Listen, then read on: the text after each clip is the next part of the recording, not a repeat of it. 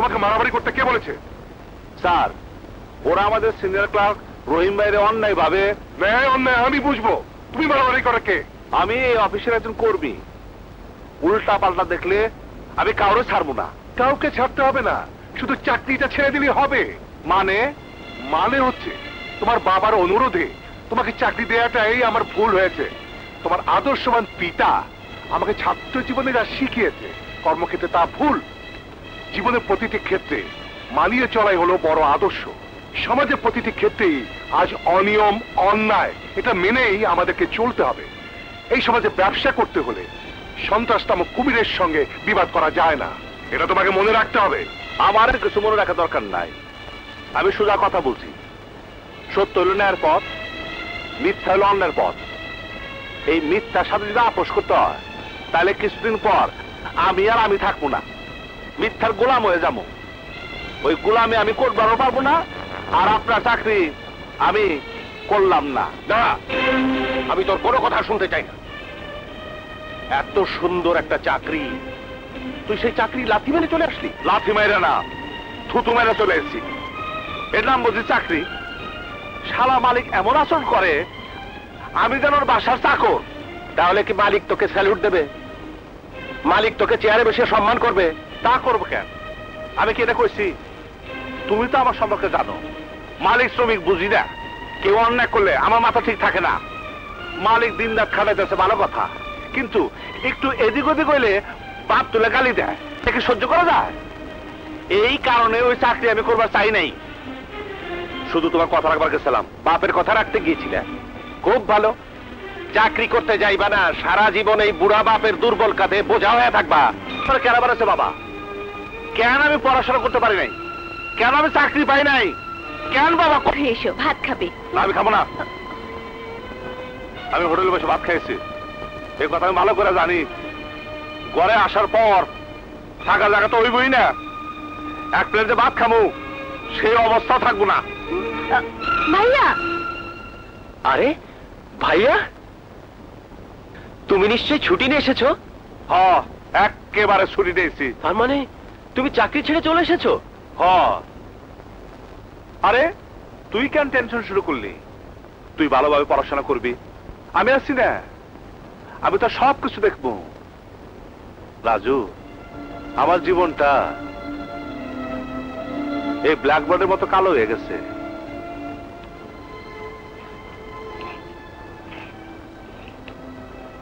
Cross চিহ্ন দিয়া জীবনটারে খরচে খাতে ফালাই দিছি।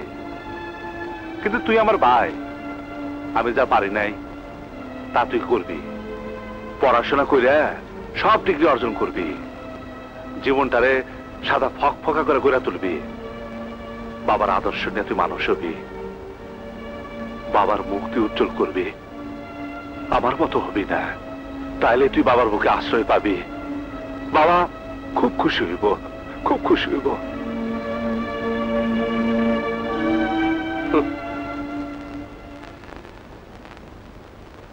খুব বক্তৃতা মেরে গেলে, পল্টনে যে রাজনীতি করো, বক্তৃতা দাও গিয়া, অনেক জনসমর্থন পাইবা।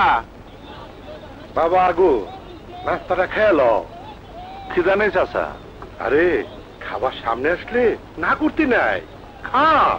আমি কইলাম না চাচা, আমার খিদা নাই। মাস্টার সাহেবের কথায় মন খারাপ করিস না বাবা। বাপ মা যা বলে সন্তানের ভালোর জন্যই বলে। কাশেম চাচা, আমার জায়গায় আপনি হইলে আপনারও খারাপ লাগতো। সারাক্ষণ একটাই কথা, আমি কেন বিয়ে পাস করি নাই, কেন উচ্চ শিক্ষিত হই নাই, কেন পড়াশোনা শেষ করতে পারি নাই।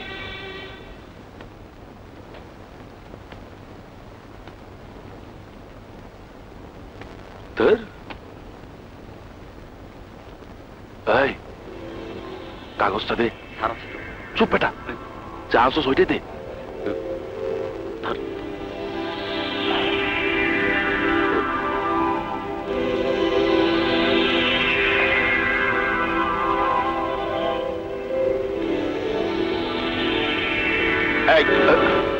কি করছো তুমি? এটি শিক্ষাঙ্গন, পবিত্র স্থান, এখানে কোন অনিয়ম চলবে না। এই পেছাল থামাও, পেছাল থামাও। আমি মুন্না এলএলবির ভাই, ভাইজান কইছে তাই পরীক্ষা দিতে আইছি, পাশ করন দিয়া কথা, কেমনে পাশ করুম এটা কোনো ব্যাপার না। অবশ্যই ব্যাপার। তুমি নকল করলে, এই তুমি মুন্না এলএলবির ভাই হওয়ার যেই হও, আমি তোমাকে এক্সপেল করতে বাধ্য। এই আমার এক্সপেল করবি? চল।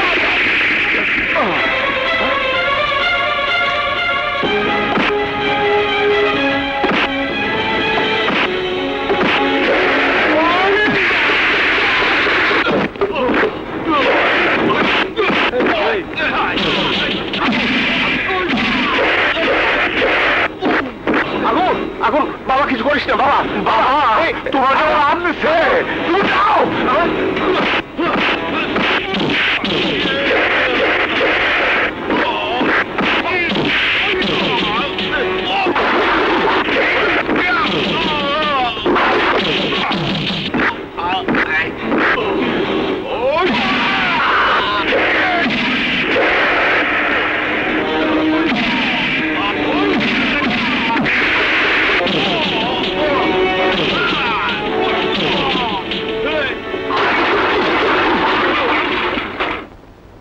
ওই দিনের পর আমার গায়ে গুন্ডামের দাগ লাগছে।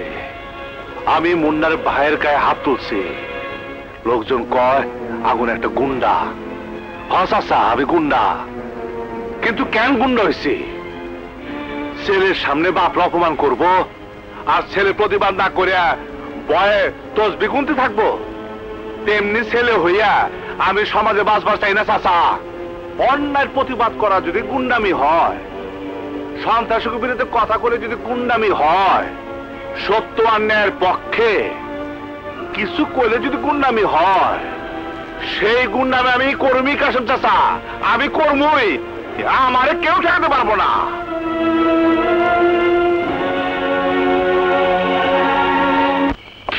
চৌধুরী সাহেব। কে তুমি? তুমি আবার এসেছো? তোমাকে না বলেছি আমার এখানে আসবে না?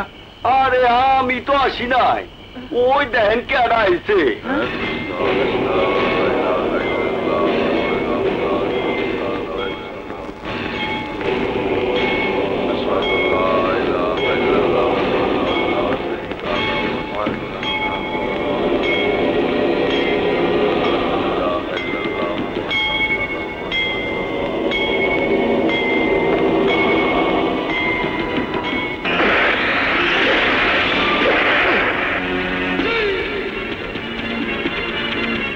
সালাম জানাই, সালাম জানাই, মুন্না ভাই এলএলবির সালাম জানাই। সমস্ত মরহুম সন্ত্রাসী ভাইদের স্মরণে আপনাকে মরহুম করতে চাই এলাকাবাসীর জন্যে। চুপ করো, চুপ করো তুমি। এই নাটকির পোড়া, তোর কতবার কইছি বস্তির ওই জায়গাটা আমার লেখা দে। আমি বিশাল কমপ্লেক্স বানাবো, হোটেল হইব, বার হইব, ডিস্কো ক্লাব হইব। আমার বহুদিনের স্বপ্ন আমি এই বস্তি ভাইঙ্গা বিনোদন কমপ্লেক্স বানাবো, কিন্তু বাধা হইলি তুই। আমার জীবন থাক আর যাক, ওই জায়গা আমি দেব না।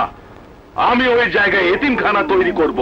তুই মইরা গেলে তোর পোলাপাইন এমনিতেই এতিম হয়ে যাইব। খবরদার, বস্তিতে মদ জুয়া মেয়ে মানুষ নিয়ে তোমরা যদি কেউ অবৈধ কাজ কারবার করো, তাহলে কমিশনারের কাছে গিয়ে কালি রিপোর্ট করব। তার আগেই আমি তোর বাত্তি নিভাইয়া দিমু।